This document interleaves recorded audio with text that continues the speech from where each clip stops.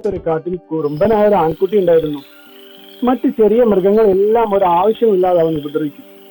അങ്ങനെ ഇരിക്കെ ഒരു ദിവസം കാട്ടിൽ കളിച്ചുകൊണ്ട് നടക്കവേ ഒരു വലിയ മരക്കൊമ്പിൽ ഒരു കുരുവിയുടെ കൂടെ അവൻ കണ്ടു.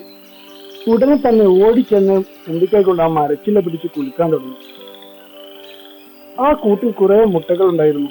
പാവം അമ്മക്കുരുവി. അവൾ വേഗം ആനക്കുട്ടനോട് പറഞ്ഞു, ആനക്കുട്ട ദയവ് ചെയ്ത് ഞങ്ങളെ ഉപദ്രവിക്കല്ലേ. എന്റെ മുട്ടകൾ താഴെ വീണുടഞ്ഞു പോകും. ആനക്കുട്ടനുണ്ട് കുരുവിയുടെ കരച്ചിൽ കേൾക്കുന്നു. അവൻ കൂടുതൽ ശക്തിയോടെ മരച്ചില കുലുക്കി.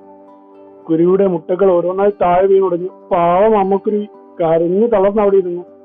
അവൾ ആനക്കുട്ടനോട് ഉറക്കെ വിളിച്ചു പറഞ്ഞു, നിന്നെ ഞാൻ വെറുതെ വിടില്ലടാ ദുഷ്ട.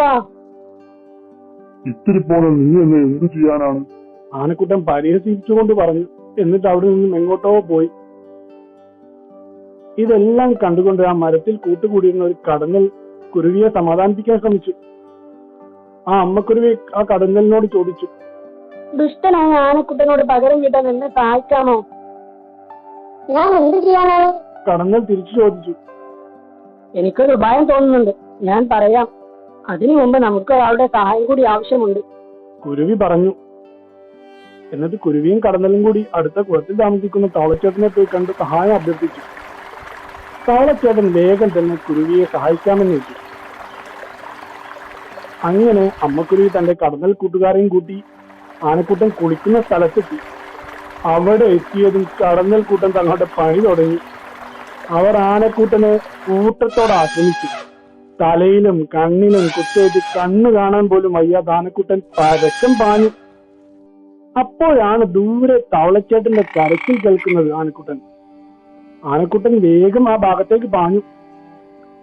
തവള കരയുന്നിടത്ത് കുളമോ നദിയോ ഉണ്ടാകുമല്ലോ. തവളകൾ കുളത്തിലല്ലേ താമസിക്കാറ്. അപ്പൊ തവള കരയുന്ന സ്ഥലത്ത് എന്തായാലും എന്തെങ്കിലും കുളം കാണും അല്ലെങ്കിൽ നദി കാണും എന്ന് വിചാരിച്ചിട്ടാണ് ആനക്കുട്ടൻ അങ്ങോട്ട് ഓടിയത്.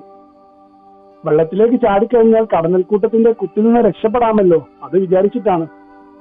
തവളയുടെ കരച്ചിൽ കേട്ട സ്ഥലത്തേക്ക് പാഞ്ഞെത്തിയ ആനക്കുട്ടൻ അടി തെറ്റി വീണത് ഒരു കൊക്കയിലേക്കായിരുന്നു. അമ്മക്കുരുവി പറഞ്ഞതനുസരിച്ച് ഒരു കൊക്കയുടെ വശത്തിരുന്നായിരുന്നു തവളച്ചേട്ടൻ കരഞ്ഞത്. കുറെ നേരം കഴിഞ്ഞ് മറ്റാനകൾ വന്ന് ആനക്കുട്ടനെ കൊക്കയിൽ നിന്ന് രക്ഷിച്ചു.